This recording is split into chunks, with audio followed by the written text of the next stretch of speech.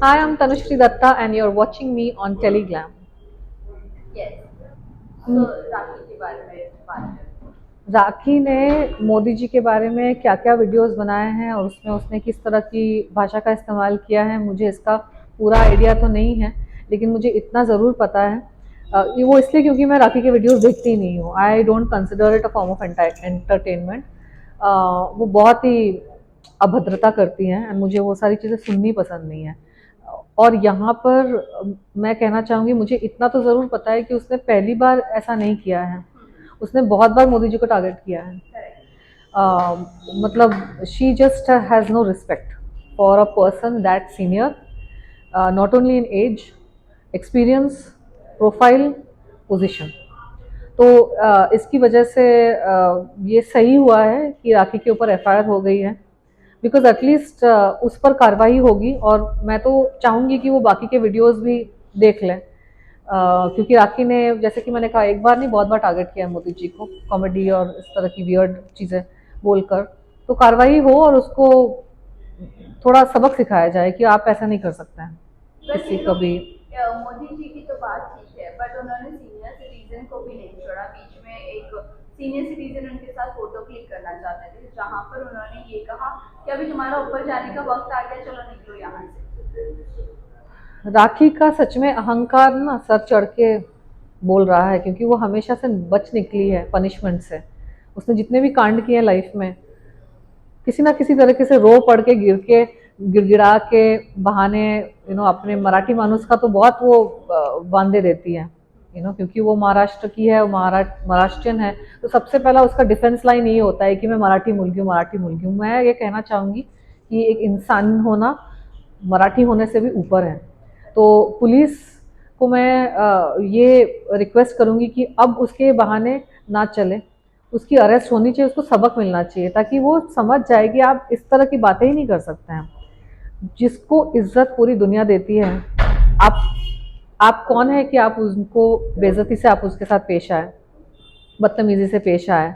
मतलब आपने सामने वाले का ना ओहदा देखा, ना एज देखी, ना उम्र देखा, ना पोजीशन देखा, ना रिस्पेक्ट देखी, और आपने कुछ भी एक कॉमेडी कर डाली ऐसी अश्लील। तो पब्लिक को अब ये समझ जाना चाहिए कि ये कॉमेडी की आड़ में ही अश्लीलता करती है।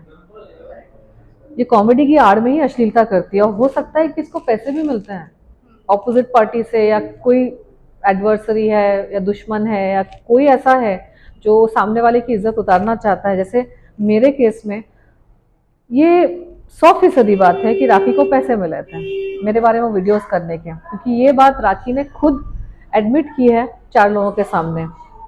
वो 4 लोग मेरे विटनेस नहीं बने हैं अभी, लेकिन ये बात बहुत बहुत पहले से मुझे पता थी। तो राखी पैसे लेकर, जब किसी का कॉन्फ्लिक्ट होता है तो वो पैसे लेकर अगर गंदगी मचा सकती है, तो इट इज़ ऑल्सो पॉसिबल कि वो पैसे लेकर किसी बड़े पॉलिटिकल नेता या राजनेता के बारे में भी गंदी कॉमेडी कर सकती है। क्योंकि आप ये सुनिए ना, एक साइकोलॉजिकल मामला होता है। बड़े बड़े जो लोग होते हैं, वो एक उन्होंने बहुत मेहनत करके अपनी रेपुटेशन बनाई है, बहुत मेहनत करके वो उस लेवल पे पहुंचे हैं कि लोग उनको नजरें भी देखते हैं इज्जत से। और कुछ लोग ऐसी पोजीशन में चले गए हैं कि लोग गलती से भी कुछ गलत नहीं सोचते हैं उनके बारे में। यू you नो हम जब ऐसे किसी इंसान को देखते हैं, उनके सामने जाते हैं ना, तो हमारे मन में भी कोई गलत ख्याल नहीं आता है। हम सोचने से भी डरते हैं कि इसके बारे में ऐसा हम नहीं सोच सकते हैं। और आप सामने वाले का पूरा हिस्ट्री देखिए, उनका पूरा जीवनी, उनका पूरा आप देखिए, तो हमारे मन में भी कुछ चीज़ें नहीं आती, लेकिन राखी के जबान तक कैसे आ जाती है। तो हो सकता है कि उसको पैसे मिलते हैं। बट यू नो, एक एक बात कह सकते हैं कि राखी की अब उल्टी गिनती शुरू हो गई है, क्योंकि वो डिस्काउंट भी है और नजर भी नहीं आ रही है, और ना ही तो मीडिया में है, कहीं पर भी नहीं है। तो कह सकते हैं उल्टी गिनती शुरू हो गई है। I hope so, I really hope so, because ये एक बड़ा ही विचित्र सा and it's a very bad thing कि आप किसी भी आप इज्जतदार इंसान का नाम आप ले लो।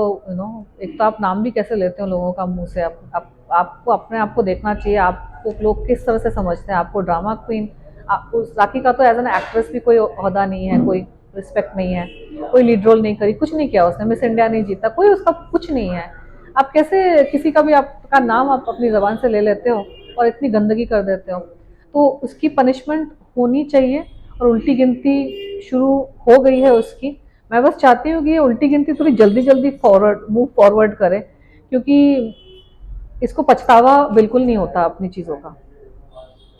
बट ऑल्सो ये भी जानना चाहेंगे, अभी रिसेंटली क्या बोलते हैं, अनाया पाटेकर का जो भी वीडियो वायरल हुआ था, उन्होंने फैन को मारा था सर पर।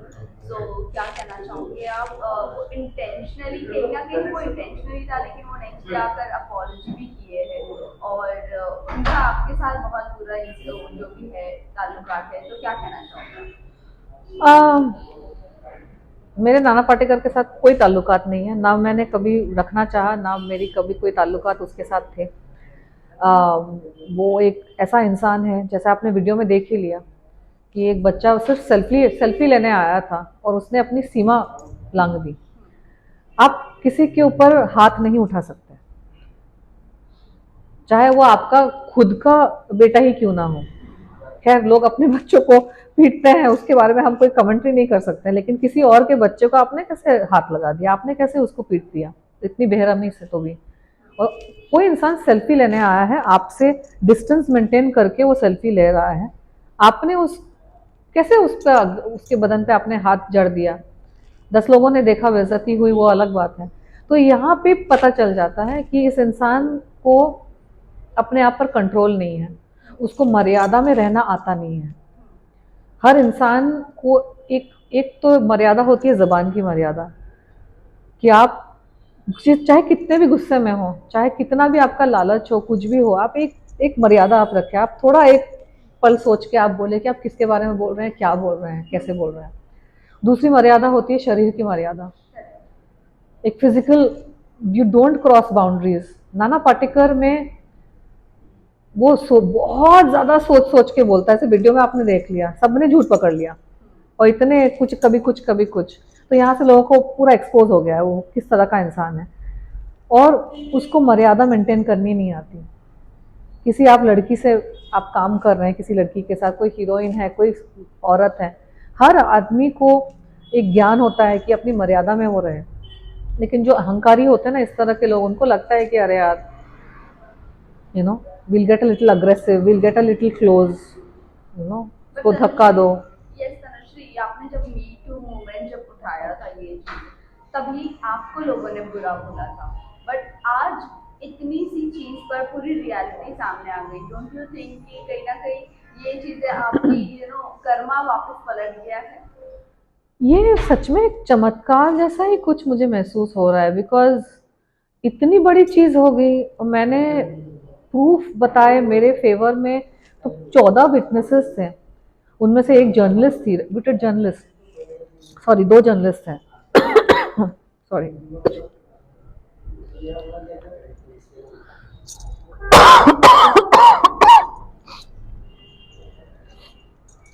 मेरे मैटर में 14 विटनेसेस थे, उसमें से 2 जर्नलिस्ट हैं, राइट। तो आप वैसे सोच सकते हैं कि 2 जर्नलिस्ट अगर अपनी टेस्टिमनी दे रहे हैं कि हाँ, हम तनुश्री को विश्वास करते हैं, वो सेट पे डिस्टर्ब दिख रही थी, ऐसा ऐसा हमें महसूस हुआ, ऐसे ऐसी चीज़ें हुई शूटिंग के बाद, हमने उनको इंटरव्यू लिया था, ये सब सारी घटनाओं के बाद, वहाँ भी उन्होंने वही कहानी बयां की जो आज कह रही है। इतना सब होने के बावजूद, 14 विटनेसेस होने के बावजूद, पब्लिक का रिस्पॉन्स, मैं कह सकती हूँ कि 50-60% मेरे फेवर में थे। ये तो मुझे सपोर्ट मिला पब्लिक का, और वो सपोर्ट नहीं मिलता तो बॉलीवुड के इतने सेलिब्रिटीज़ मुझे सपोर्ट नहीं करते हैं, हॉलीवुड के सेलिब्रिटीज़ ने मुझे सपोर्ट किया। मुझे पूरे वर्ल्ड में मीटू के टाइम पे UK, Australia, UAE, including China, Middle East में मुझे न्यूज़पेपर कवरेज मिली। I spoke to journalist and they believe me. इसके बावजूद इंडिया में कुछ लोग थे, एक सेगमेंट था जो बहुत एंटेगोनिस्टिक मेरे प्रति हो गया था, बहुत नेगेटिव हो गया था, including in the film industry also. हालांकि कुछ बड़े नामों ने मुझे सपोर्ट तो किया था, लेकिन बाय एंड लार्ज ऐसा नहीं कि इंडस्ट्री बहुत मतलब मेरे फेवर में थी, you know, it was still an uphill task. लेकिन इतना कुछ होने के बाद, मैंने इतने इंटरव्यूज दिए, इतनी अपनी कहानी बयां कि लोगों को पता भी था कि हाँ, ये सच है, ये आदमी ऐसा है। लेकिन ये जो अब रिस्पॉन्स, ये मुझे चमत्कार ही लग रहा है कि ये किसी और के साथ एक अलग इंसिडेंट हुआ, लेकिन everybody has just kind of आप जो कह रहे हैं कि वो उनको एक, कर्मा। हाँ वो बिलीफ फेथ सा हो गया है मुझ पर। तो ये भगवान का कोई खेल है। कभी कभार ऐसा होता है ना कि आपने बहुत मेहनत करी लेकिन आप किसी को कन्विंस, नहीं कर मतलब पाते, राइट। कुछ लोगों को आप कन्विंस कर ही नहीं पाए, किसी को नहीं, बहुत लोगों को कन्विंस किया लेकिन कुछ लोग फिर भी कन्विंस नहीं हुए। और आज किसी और इंसिडेंट से वो सारे मतलब उनको अंतर्ज्ञान हो रहा है। तो ऑल्सो या कंटिन्यू। तो मुझे लगता है कभी कभी ना कुछ चीज़ें वक्त के साथ ही सुधरती है, वक्त के साथ ही कुछ चीज़ें ठीक होती है, लेकिन मेरा तो जो गुजरा हुआ वक्त वापस नहीं आ सकता, राइट। राइट। ऑल्सो गुजारे हुए वक्त की बात से एक और एक बात है, जब जिसके साथ आपके ताल्लुकात अच्छे नहीं होते और जिसके साथ आपकी कंट्रोवर्सी क्रिएट की जाती है, इस इंडस्ट्री की मैं बात कर रही हूँ। तो इस इंडस्ट्री में कुछ चंद लोग हैं या कुछ सेलिब्रिटीज है जो उस टॉपिक पर बात करना नहीं चाहते, पर एक आप ऐसे शख्स हो जो वो शायद से वो बात भूल नहीं पा रही हो या कहीं ना कहीं वो बात छोड़ नहीं पा रही हो, जिस वजह से आपसे हम जब भी पूछते हैं नाना पाटेकर के बारे में या कभी जिक्र करते हैं तो आप कभी डिनाई नहीं करते और उसके ऊपर आप जवाब देते हैं। तो ऐसी क्या है चीज़ जो आप जवाब दे देती हो और डिनाई नहीं करती हो, जो सारे सेलिब्रिटीज कर देते हैं। बिकॉज एक घटना तो मेरे साथ घटी थी ना 2008 में, जब इस नाना पाटेकर के साथ काम करने का एक्सपीरियंस बहुत ही मेरा बुरा था। He was so unprofessional and so bullish. Bully होता है ना एक, बुली जो बदतमीज, उसको जैसे मैंने कहा उसको मर्यादा में रहना नहीं आता, उसको बदतमीजी करता है लोगों के साथ। तो इसका एक्सपीरियंस और उसके बाद जो पानी सर के ऊपर कब आ गया, जब मेरी गाड़ी पर अटैक हुआ इस पूरे इंसिडेंट के बाद, तो वो that was the most damaging, क्योंकि उसी वजह से मैंने फिल्म सेट पर जाना ही छोड़ दिया ना। तो it is not just one incident, ये ऐसा नहीं कि अच्छा नाना पाटेकर ने छेड़खानी की। नाना पाटेकर ने छेड़खानी की जिसकी वजह से मैंने शूटिंग से ब्रेक लेकर वैन में गई, जिसकी वजह से प्रॉब्लम सॉल्व नहीं हो रहा था, जिसकी वजह से मैं घर जा रही थी, लेकिन नाना पाटेकर ने गुंडे बुला के, पॉलिटिकल पार्टी बुला के मेरी गाड़ी तुड़वाई, मेरे पे और मेरे माँ बाप के ऊपर हमला करवाया। तो ये बड़ी बात नहीं है, जिंदगी भर याद रहती है लोगों को ये बातें कि जिसने एक खरोच नहीं देखी अपने लाइफ में, उसकी गाड़ी पर आप वीडियो देखेंगे सारे के सारे लोग टूट पड़े थे, जान के वांदे पड़ गए थे हम तीनों के, मम्मी डैडी गाड़ी में थे। ये अगर कुछ हो जाता मेरी मम्मी डैडी को, मैं जिंदगी भर अपने आप को शायद ब्लेम करती, वो भगवान की कृपा से कुछ हुआ नहीं, यू नो। तो उसका एक साइकोलॉजिकल ट्रॉमा कि लोग परिवार वाले एक आध लोगों ने तो शायद फील भी किया होगा कि इसकी वजह से इसकी मम्मी डैडी को उस सिचुएशन में जाना पड़ा, वो सारी चीज़ें। फिर उस चीज़ का जो डर और वहम होता है कि अरे यार सेट पे शूटिंग के लिए गए थे और देखो दिन खत्म हुआ तो अस्पताल जा रहे कि मॉर्ग जा रहे पता नहीं, इसका एक ट्रॉमा होता है। उसकी वजह से मैंने फिल्में साइन करनी बंद कर दी। मुझे ऑफर्स हमेशा से आते थे, मैं मिस इंडिया हूँ, मिस यूनिवर्स हमेशा रहूँगी, और मेरी एक इतनी अच्छी स्क्रीन प्रेजेंस है, लोग पसंद करते हैं मुझे, बस फिल्में हिट हो गई। और उस वक्त मैं 20-22 साल की थी, 22-23 साल की, आई वॉज वेरी यंग। फिल्में बस 2-3 मेरे साल में ही मेरी सारी हिट फिल्में आई थी, तो फिल्मों के भी ऑफर्स हो रहे थे, मैं खुद ही मना कर रही थी। तो इतना डैमेज क्या है, काफ़ी नहीं होता। एक इंसान के दिल में अगर द्वेष है तो सामने वाला तो समझ ही जाना चाहिए। उस छेड़खानी की वजह से कितना कुछ मेरे साथ बुरा हो गया, गाड़ी पे हमला, उसके बाद मैंने करियर छोड़ दिया, तो I was very lost in my life for some time. मैंने आध्यात्म का रुख लिया, इन सब चीज़ों से थोड़ा सा उभरने के लिए। थोड़ा सा एक गुस्सा भी रहता है कि अरे यार कौन है ये इंसान जिसमें इतना अहंकार है। अब किसी का भी करियर खराब, अच्छा छेड़खानी के इंसिडेंट के बाद ये रुका नहीं मेरे बारे में झूठ झूठ बोलता गया। आज तक वो और उसके गुंडे, नाना पाटेकर और उसके गुंडे, हर जगह जाके मेरे बारे में ऐसी ऐसी झूठी चीज़ें फैलाते हैं। मीटू के बाद 2.5 साल, अभी पिछले 2.5 साल मेरे इतने अजीब गुजरे हैं। मेरी जान पे हमला हुआ एक आध बार, अजीब अजीब घटनाएं घटी मेरे साथ, ऐसी अजीब अजीब घटनाएं जो अभी मैं डिटेल में बोलने जाऊंगी तो पूरा 1 घंटा लग जाएगा। लेकिन मेरी जान पर जानलेवा हमले, मैनिपुलेशन टैक्टिक्स से मुझे थोड़ा सा डैमेज करने के लिए, मेरे काम काज को ख़राब करने के लिए बहुत सारी चीज़ें हुई। तो इसी वजह से जो इंसान, और वो रुक नहीं रहा है ना, उसका ईगो इतना बड़ा है कि तूने मेरे को मना किया, चलो गुंडे बुला लो। गुंडे से निकली तो अपने लॉयर्स को भेजकर धमकियां वगैरह देना।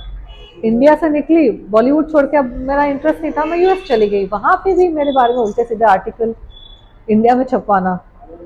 दुनिया तो एक ही है, गूगल करने से पता चलता है किसके बारे में क्या छपा है।